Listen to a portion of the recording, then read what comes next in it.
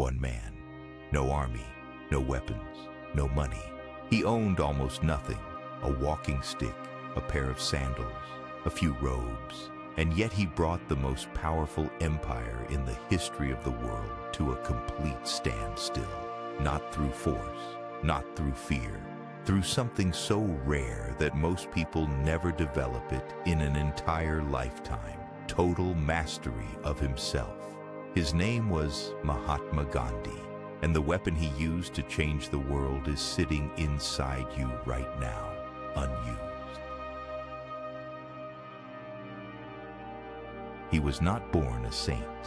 The man who would one day shake empires was thrown off a train in Pietermaritzburg, South Africa in 1893, ejected from a first-class compartment because of the color of his skin, left shivering on a cold platform in the dark.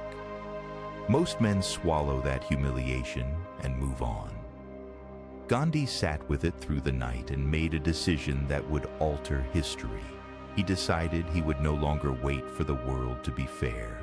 He would build himself into something the world could not ignore. That night was not his breaking point. It was his forge. From that moment, he began constructing himself with the same deliberate patience a stonemason gives to a cathedral. He studied. He fasted. He stripped away everything that was noise. He understood, long before the rest of the world caught up, that strength does not come from winning. When you go through hardships and decide not to surrender, that is strength. The suffering in South Africa did not weaken him. It clarified him. Every trial became raw material. Every insult became instruction. He was not waiting to be strong enough to begin. He was becoming strong through beginning, again and again, until beginning became his nature. There is a chain that runs from the inside of a man to the outside of his life, and Gandhi understood it with terrifying precision. He said, "Carefully watch your thoughts, for they become your words. Manage and watch your words, for they will become your actions. Consider and judge your actions, for they have become your habits. Acknowledge and watch your habits, for they shall become your values. Understand and embrace your values, for they become your destiny." This is not philosophy. This is engineering. Every empire you will ever build or destroy begins in the space behind your eyes, in the quiet moment before you speak, before you act, before the world ever knows what you decided. Most people are waiting for strength to arrive like a gift. They are waiting to feel ready. They are waiting for conditions to be favorable, for the timing to be right, for someone to hand them permission. Gandhi never waited. He understood that strength does not come from physical capacity. It comes from an indomitable will. The will is not something you find. It is something you forge through 10,000 small decisions made in the direction of your deepest convictions, when no one is watching, when there is no applause, when the outcome is completely uncertain. That is where real power is built, not in the grand moment, but in the unglamorous daily choice. The world Gandhi moved was not moved by armies or resources or alliances. It was moved by the coherence of a single human being. He needed almost nothing to be formidable, and that was deliberate. There is a sufficiency in the world for man's need, but not for man's greed, he said, and he meant it with his entire life. He reduced himself to his essentials not because he was poor, but because he understood that simplicity is not deprivation, it is clarity. When you are not scrambling for more than you need, you are free. And a free man is the most dangerous thing an empire will ever face. Man often becomes what he believes himself to be, Gandhi wrote. If I keep on saying to myself that I cannot do a certain thing, it is possible that I may end by really becoming incapable of doing it. On the contrary, if I have the belief that I can do it, I shall surely acquire the capacity to do it, even if I may not have it at the beginning. Read that slowly. He is telling you that belief is not a feeling that precedes action. It is a practice that creates capacity. You do not wait to believe in yourself. You act despite the doubt, until the doubt no longer has a chair at the table. He also understood that happiness is when what you think, what you say, and what you do are in harmony. Not wealth, not recognition, not safety, harmony. Most people live in a state of permanent internal civil war, thinking one thing, saying another, doing a third. They wonder why they feel hollow. They wonder why nothing feels solid beneath their feet. Gandhi's answer was not complicated. Align yourself. Close the gap between the person you claim to be and the person your daily actions confirm. That alignment is not comfort. It is the most demanding standard a human being can hold themselves to, but it is the only one that produces anything real.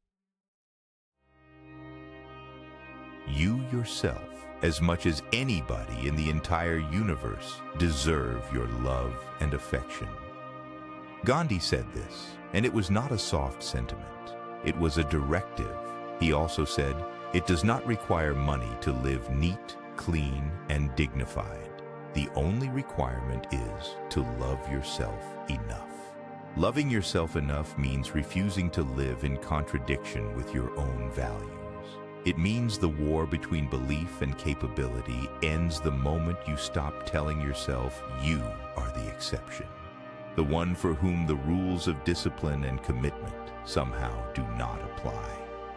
The best way to find yourself, he knew, is to lose yourself completely in something larger than your comfort. Gandhi once said, first they ignore you, then they laugh at you, then they fight you, then you win. The British Empire ignored him, then mocked him, then mobilized against him with the full weight of colonial law. And still, he did not raise his hand, because he understood something most people never learn. The weak can never forgive. Forgiveness is an attribute of the strong. He wielded nonviolence not as passivity, but as precision. Every refusal was a choice. Every fast was a statement. Every march was a declaration made without a single weapon. An eye for an eye, he said, only ends up making the whole world blind. Nobody can hurt me without my permission. That single sentence dismantles the entire architecture of victimhood. It does not deny that cruelty exists. It does not pretend that injustice is not real. It simply locates power where Gandhi always located it, inside the self. He was imprisoned. He was beaten. He was mocked across the globe. And he remained completely unmoved in his core, because his core was built on something no law could reach and no fist could touch. In a gentle way, he said, you can shake the world. Gentle is not weak. Gentle is the most controlled form of force that exists. The future depends on what you do today, not tomorrow. Not when things are different, not when you are ready. Today. Gandhi's daily life was not spectacular. He spun cloth by hand. He walked, he prayed, he fasted, he wrote, he met with people. None of it looked like power from the outside, but the accumulation of those days, the relentless, unglamorous repetition of lived conviction, became a force that no government could calculate and no military could counter. Live as if you were to die tomorrow, he believed. Learn as if you were to live forever. He meant, be fully present in the urgency of today while building as though the work never ends. Now look at your own life. with the same calm, unblinking clarity he brought to everything. What do you think? And does what you say match it? What do you say? And do your actions confirm it? You may never know what results come of your actions, but if you do nothing, there will be no results. The gap between who you are and who you are capable of becoming is not a gap of talent or circumstance. It is a gap of harmony. The question is not whether you have what it takes. The question is whether you are willing to pay the cost of alignment, to actually live as the person you say you want to become in every ordinary, unwitnessed moment of every ordinary day. The change you have been waiting for does not require a movement. It does not require a stage. It requires only one decision made cleanly and then honored in thought, in word, in action from this moment forward. Be the change you wish to see in the world. That sentence is not an invitation. It is a verdict. A man with a walking stick and a handful of robes moved the entire world not because the world was ready to move, but because he was. You have been waiting for conditions to change. You have been waiting for the right moment. Gandhi never waited. He decided, and the world had no choice but to respond. Always remember, if you can be anything in life, be a Stoic.